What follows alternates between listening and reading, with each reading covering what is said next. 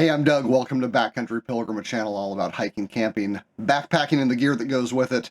Today I am continuing my Getting Started Backpacking series, talking about what it is that you put on when you get ready to go hiking.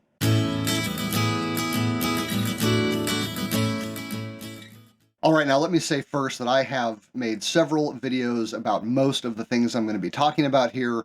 I will be flashing those thumbnails up here and putting links in the description below for a deeper dive into any of the subjects that I'm covering in this video, which is really just going to introduce you to the principles of choosing the kind of clothing you might want to take when you go hiking or backpacking. I'm going to start from the top and work my way down to the bottom. So let's begin with your head. On top of your head, you are probably going to want a hat of some kind. The main purpose of the hat is to keep the sun out of your eyes, sun off of the more sensitive parts of your face, ears, and possibly your neck, and also to give a little bit of protection from wind and rain. For some people, it's as simple as a trucker hat or something like that. These work very well for keeping your heat dissipating because they are covered in a mesh instead of material. And so as you start hiking and you are gaining heat and your head is trying to release it, it will escape out of the back of the hat. However, this doesn't do as much good a job for keeping sun off of you. So some people like me right now prefer something like a very lightweight, well-ventilated, but completely covered cap, which will keep the sun off the top of the head. And then some people like to go with a full-brimmed caped hat, which basically is like carrying around your own personal shade. The good thing about these is that they keep you in relative shadow the entire time you're hiking. If they're well ventilated and maybe even waterproof, they can also serve as the top part of a rain system, but they are usually a lot warmer than your typical cap. So this is the sort of thing you're probably going to want to switch out a little bit depending on conditions. One thing I like about my Outdoor Research Sunrunner is that the cape section unsnaps and allows me to turn it into a regular hat when I don't want to use the cape, and then I don't have to carry two pieces of gear. And this kind of modularity is something you want to look at with pretty much all your backpacking gear, but it includes your clothes as well. And last but not least, when it comes to hats, I like the kind that have some kind of retention rope. This allows you to keep the hat attached to your person, either by attaching it to yourself with like maybe a little zip line, or to your backpack or some other piece of gear, so that just in case the wind blows real hard, that hat doesn't escape. All right, moving down to your regular clothing. Here, there's a couple principles you want to know about. Number one, you typically don't want to hike wearing cotton. Cotton kills is one of the most basic principles of backcountry dress, and the reason is that cotton is basically nature's sponge. When it gets wet, it gets heavy, it stops being able to insulate, it retains moisture. It pretty much does everything you don't want clothing to do on most of the hikes you go on. Now, if it's going to be a super hot day and you want to soak something in the lake and just wear it wet, sopping, dripping all over you, cotton's the way to go. But in most cases, that is not going to really do what you want it to for your body while you're hiking, and so you want to try to avoid cotton. Now, the way you do that does not have to be by going with super expensive, high-tech hiking gear. Don't let the claims of manufacturers fool you into thinking that if you just spend enough money, you're going to be completely cool and dry in the backcountry. You're not. You're going to sweat pretty much no matter what, unless it is freezing cold, which introduces its own set of problems. But basically, if you just go with something that is some kind of synthetic material like nylon or polyester, but that is still comfortable, you're going to be in a much better place than if you just grab a t-shirt or a pair of Levi's out of your drawer at home. One of the features you want to look for in hiking clothing is its ability to wick moisture. And what that means is that it lets your sweat or rain or whatever moisture has attached itself to you go into the fabric and then dissipate without it being kept against your skin. Another very important principle when choosing clothing is the layering method.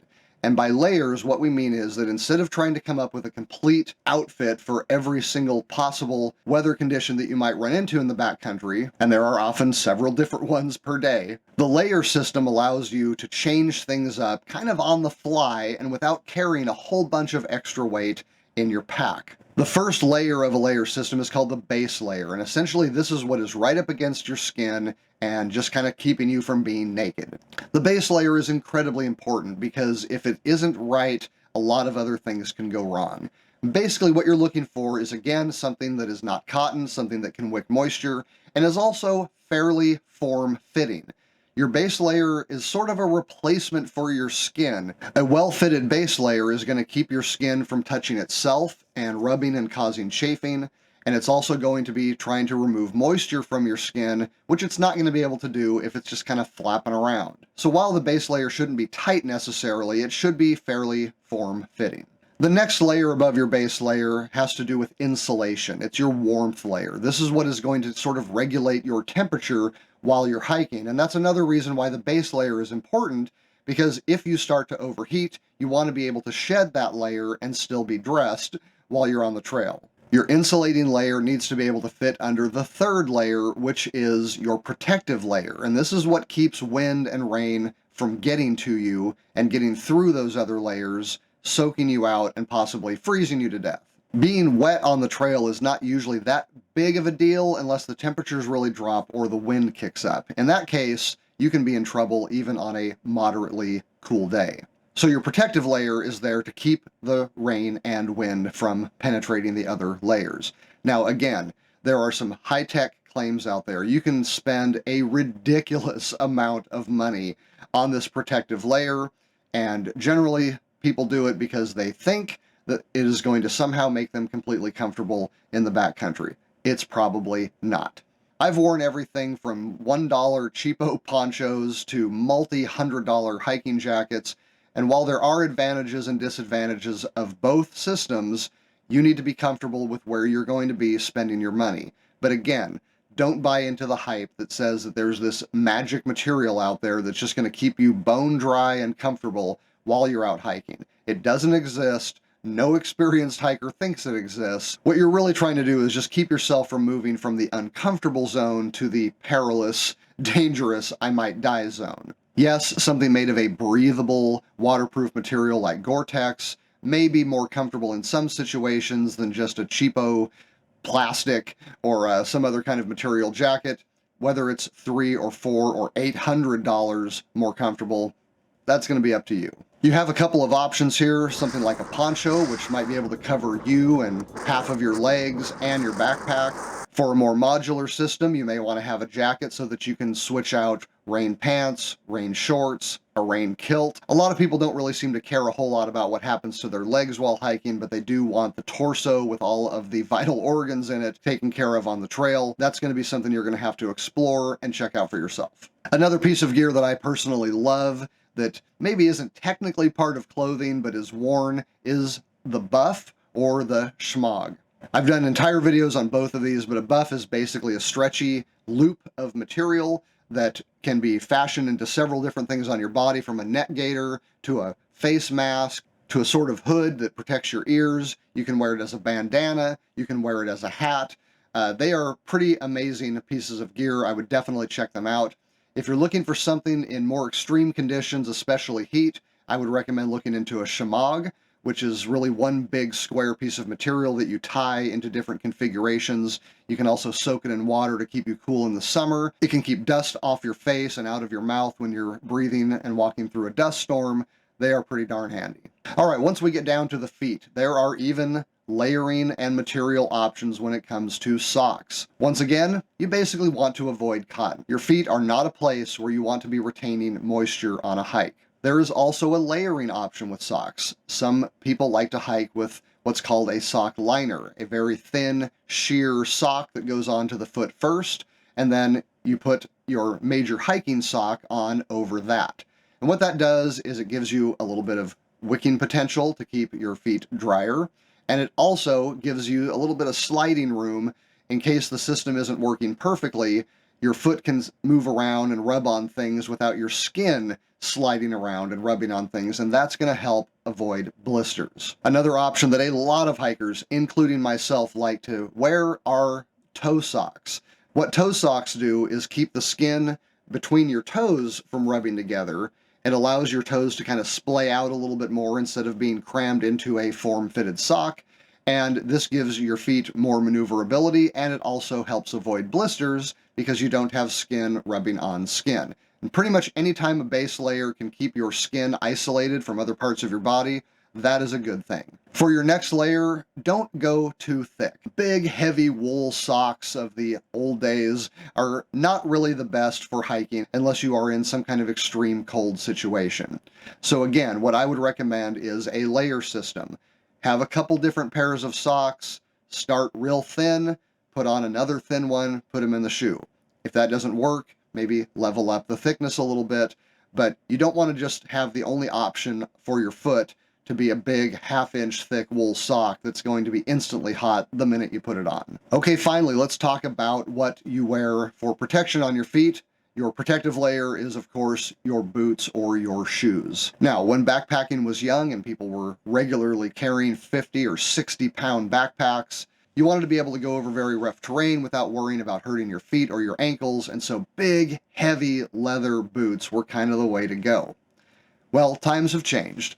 Technology has advanced. Most hiking boots today are not like that. They are usually very breathable, and the shell of the boot is typically a lot more forgiving, so it allows a lot more mobility. That has led to the creation of hiking shoes, which just give a little bit of extra ankle support, and trail runners, which are basically just sort of tennis shoes, very light, very breathable, but they have a good sole on them that allows you to be sticky on rock like a mountain boot would, and is quite a bit more comfortable. Now, to the degree that you are just going to be kind of cruising down trails, I recommend trail runners. They're lighter, they're not going to retain as much heat, they're going to release moisture faster, they're pretty much just good all around unless you really need that extra protection. And that would be if you're carrying a whole lot of weight, or if you're going over extremely rugged terrain. Again, you're going to kind of have to try both and figure out which works best for you.